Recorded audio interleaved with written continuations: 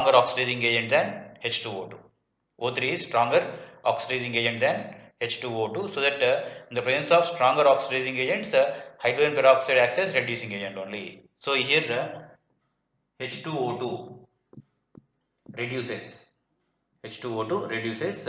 ozone to O2. That indicates what? Here H2O2 is reducing agent. H2O2 is reducing agent, and O3 is oxidizing agent. Oxidizing agent, otherwise oxidant also we can write. Reducing agent we can write as reductant. It is oxidizing agent. See here I am writing H2O2 gives to two nascent hydrogens plus O2. Here O3. This O3 now combines with the two nascent hydrogens. Two nascent hydrogens. Means these two hydrogens can accept one oxygen from O3. That means it is changed to H2O. So remaining oxygens are 2. So that we can write O2. See here I am writing clearly to differentiate this H2O2 plus O3. These nascent hydrogens get cancelled. Give rise to here H2O2. H2O plus 2 times I am writing O2 plus O2. So why I written O2 plus O2? Because both the oxygen molecules are not from one molecule. This O2 is from H2O2, this O2 is from O3. So that in normally while writing reactions we can write 2O2.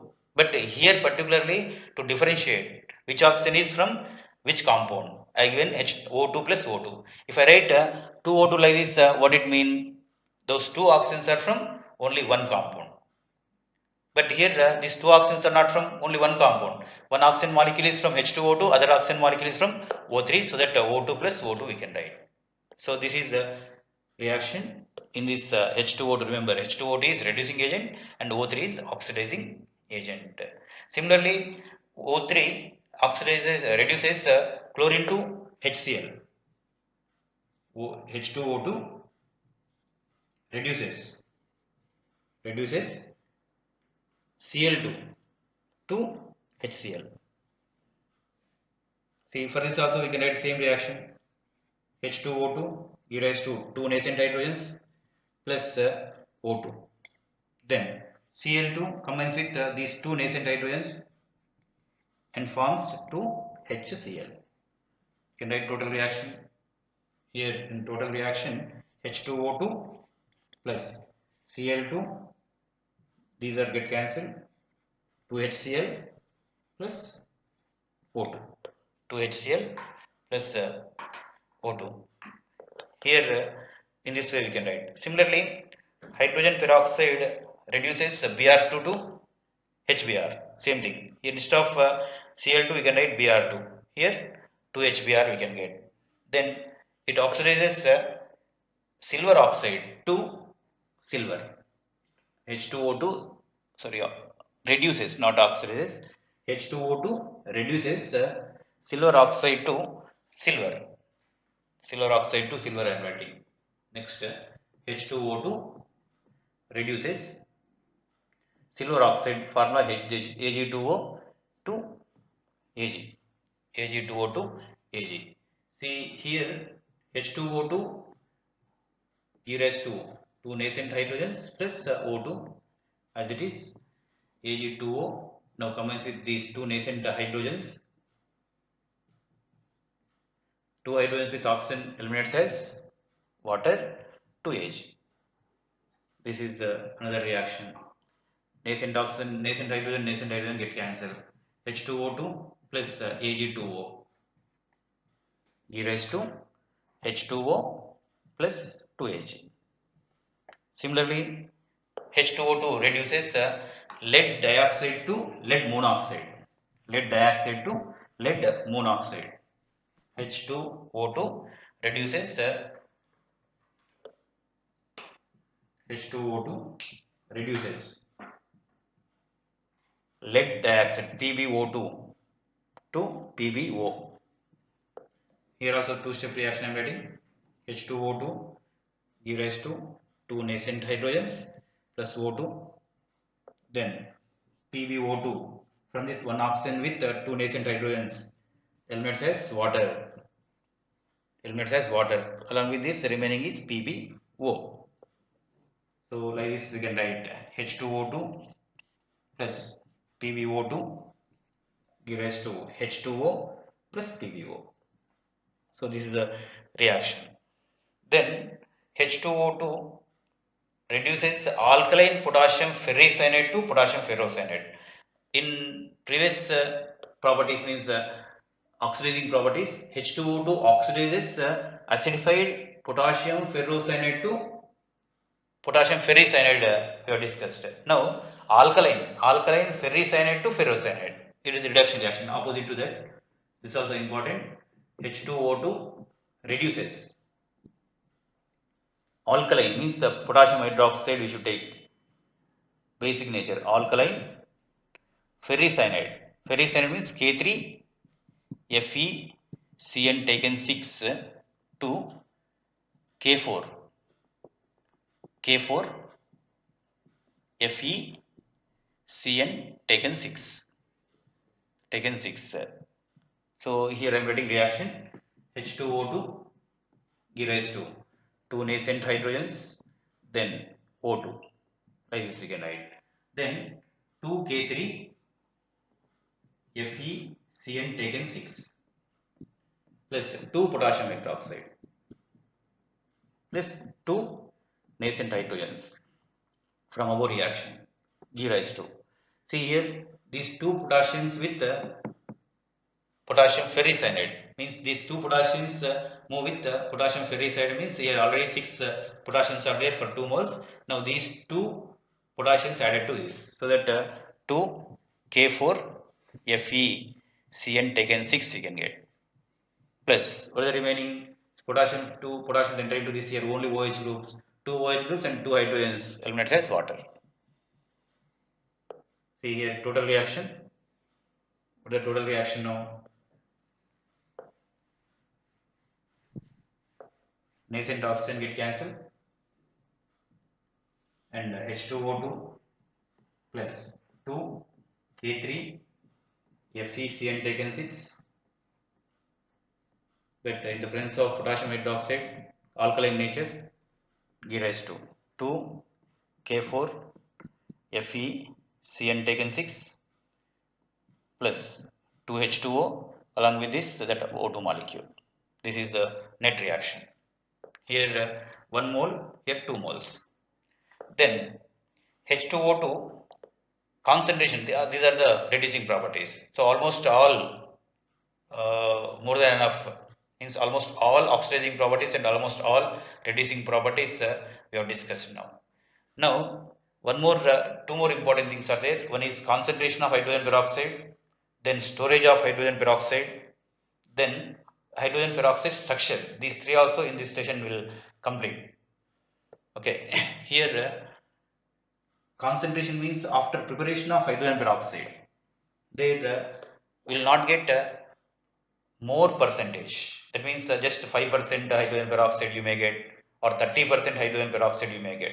It is not 100%. So how we can concentrate? Means how we can convert this 5% to 100%, otherwise 50% to 100%. There is nothing but concentration of hydrogen peroxide. That is also important objective point of view. There is a chance to ask how we can convert 30% hydrogen peroxide to 50%. Then how we can convert 50% hydrogen peroxide to 90%? How we can convert 90% to 99%? Then after 100%. So normally less than 50% hydrogen peroxide should be concentrated by different things, different ways. So here heading is concentration. Concentration of hydrogen peroxide. Means here this hydrogen peroxide may be 5%, this hydrogen peroxide may be 20% or 30%. So by taking low concentrated hydrogen peroxide, we have to convert it into high concentrated. First, we should go for 50%. 50% hydrogen peroxide, how we can get? 50% to then how we can get 90%. Then this 90% to how we can get 99% hydrogen peroxide. This 99% to 100%. Absolute 100% hydrogen peroxide. Here we have four steps. Four steps. Here each and every step they may ask in how we can get 99% hydrogen peroxide. How we can get 100% hydrogen peroxide. For this, first thing is 50% of H2O2. 50% of H2O2 is obtained by slow evaporation on water bath, slow evaporation on water bath. Directly if we heat, what happens, it may decompose, there is a chance to decompose. Again H2O2 is decomposed to water and oxygen gas, so that 50% hydrogen peroxide is obtained by evaporation on water bath. Then after getting 50%, we can convert this into 90%. How we can get 90%? By dehydration with concentrated sulfuric acid, means remaining water molecules. Here remaining 50% of hydrogen peroxide means remaining is water only. 5% of hydrogen peroxide means remaining is water only, 95%. So here you got from 5% or 30%, if you use that, by taking 30% of hydrogen peroxide, if you use this method, means the slow evaporation on water bath, you can get 50%. After getting 50%, by taking 50%, how you can get 90%? Means this 90% of H2O2 is obtained. It is obtained by dehydration with sulfuric acid in vacuum desiccator. Dehydration of H2O2. Dehydration means removal of water. Obtained by dehydration means removal of water. Dehydration with concentrated sulfuric acid in vacuum desiccator, without any air. Vacuum means emptiness. So if you take one vessel, in that vessel we have to put this 50% H2SO4, 50% H2O2. There should be constant H2SO4 in the absence of any air or any gases. That is nothing but vacuum desiccator. So 90% of H2O2 is obtained by dehydration with concentrated H2SO4 in vacuum desiccator. Then after getting 90%, how you can get 99%? 99% of H2O2 is obtained by distillation. Distillation means heating only.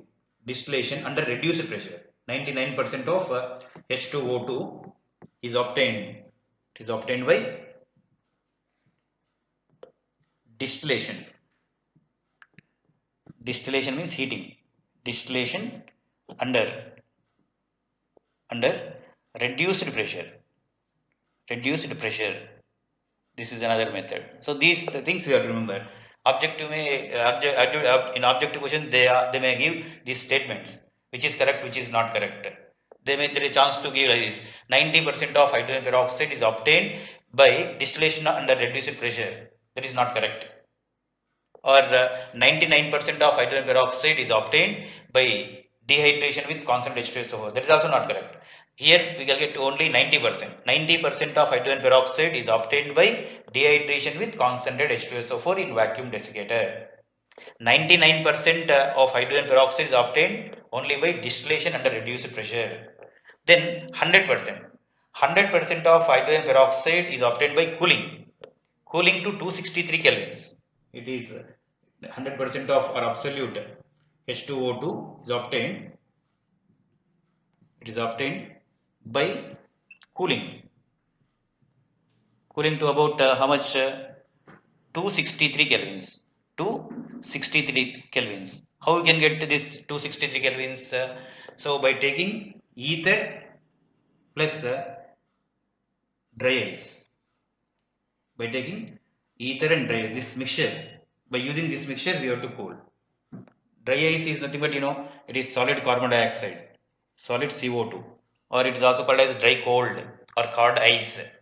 Cod ice or dry cold or dry ice. By taking this mixture, we can get 263 kelvins. So by using that much of temperature, we can get 100% H2O2. So here after cooling we have to adding to this what added? Adding small piece, very small piece of means an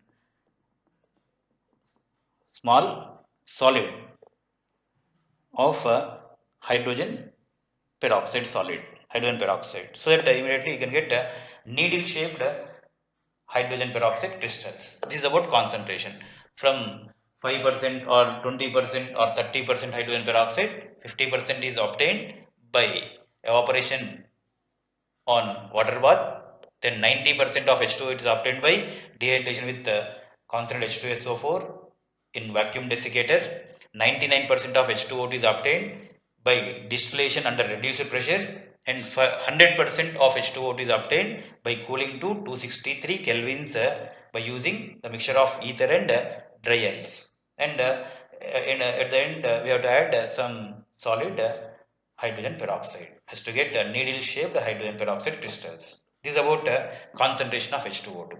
Then storage. How you can store hydrogen peroxide? So if you are not taking care about storage, then immediately it can decompose to give hydrogen oxide means water molecules and oxygen gas. Many times here I written reactions. In that way, it can decompose. It can decompose to water and also oxygen gas. So that storage also very important. Storage of H2O2. So without decomposition, how we can store? So hydrogen peroxide should not be stored in glass bottles. It should not be stored in glass bottles. Why it should not be stored in glass bottles? Because in glass we have alkaline, otherwise alkali metal oxides. Alkali metal oxides are present. Alkali metal oxides means maybe Na2O. Actually, glass is nothing but what? It is Na2 SiO silicate, sodium silicate, calcium silicate. So this is nothing but Na2O plus SiO2. It is sand matter. So this sodium oxide or alkali metal oxide can initiate the decomposition reactions of H2O2. H2O2 decompose to give H2O plus O2. So it can initiate this reaction. This Na2O other alkali metal oxides which are present in glass can initiate decomposition reaction of hydrogen peroxide, so that hydrogen peroxide should not be stored in glass bottles. Then which bottles you have to take? Smooth surface containing can be stored in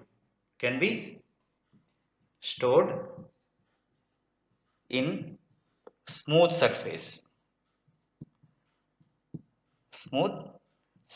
containing means what? Inside there should be paraffin wax. There should be paraffin wax coated. Paraffin wax coated means it is smooth surface only. So can be stored in smooth surface containing plastic bottles, like paraffin wax containing. And to avoid the decomposition, we should add some stabilizers. Otherwise we can say negative catalyst, like glycerol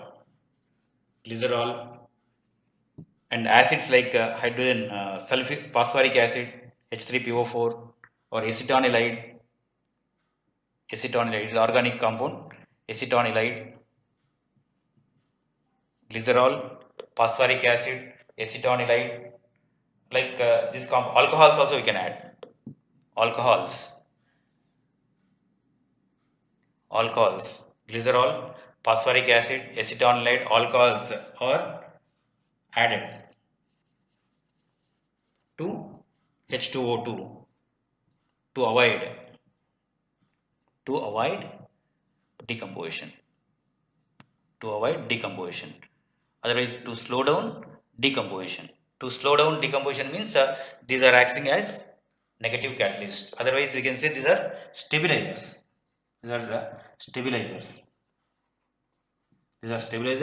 Otherwise, we can say negative catalyst, not positive, negative catalyst. The catalyst which can decrease the rate of reaction or nothing but a negative catalyst. So this is about storage of hydrogen peroxide. And one more thing, lastly, structure of hydrogen peroxide. Structure of hydrogen peroxide. Structure of hydrogen peroxide. Structure of H2O2. Bond parameters also we have to remember here. Actually, its structure is open book structure. Structure is open book. Otherwise, we can say skew. Open book structure. Hydrogen peroxide structure is open book structure, and here we can expect bend shape also. Open book structure, and here hydrogen peroxide. Normally, I am writing here HOOH. This is not actually structure, only for understanding hybridization. Here, two lone pair of electrons are present on oxygen. So oxygen is forming only two bonds, and two lone pair of electrons are present. So this oxygen and this oxygen, both the oxygens are participated in hybridization. So hybridization of each oxygen is sp3. This also show sp3 hybridization. That also show sp3 hybridization because of two lone pair of electrons. Its shape is changed to tetrahedral to bend shape. Bend shape. Because of that reason, this hydrogen should not be written like this. Like this you have tried. This hydrogen not here. This hydrogen should be written in this way. So that it becomes now open book like. Open book like structure. So here I am writing here one oxygen, here one more oxygen. Then here one hydrogen, here also one hydrogen I am writing. So if you extend this, this is just like spine of the book. This is nothing but cover. This is the cover of the book. Like this we can draw. This is the open book structure. Here one hydrogen, here one hydrogen. Two hydrogens are present on the covers, and two oxygens are present on the spine, in the middle, spine of the book. So it is open book structure. The angle between two covers, this is nothing but what? Dihedral angle. Remember, dihedral angle. This is dihedral angle. So here we should know bond parameters in gas phase and also in crystalline phase. In both phases, the bond parameters you have to remember. Bond parameters means what? So H, O, this O, bond angle, then OH bond length and OO bond length, and here dihedral angle. Dihedral angle means the angle between two covers. So first here I am writing gas phase. Gas phase, then here I am writing crystalline phase. Crystalline means solid. Crystalline phase, otherwise solid phase. So in here in gas phase, OH bond length is 95 picometers. OH bond length is 95 picometers. Then OO bond length means this one, these two, this OH bond length or this OH bond length is same, 95 picometers. Oxygen and oxygen bond length is here 147.5 picometers. This is the oxygen bond length. Then this hydrogen oxygen bond angle. So bond angle HOO.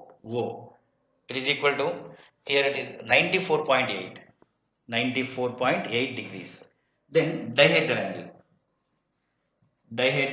angle means between these two covers it is 111.5 degrees. This is about gas phase. In gas phase, these are the bond parameters.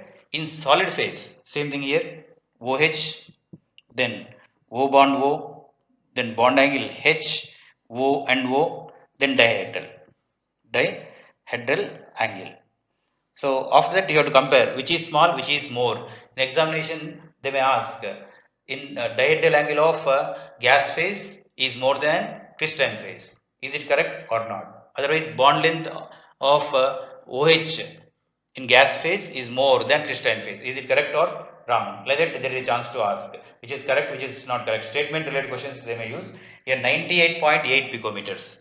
OH bond length is 98.8 picometers. Then OO bond length is 145.8 picometers.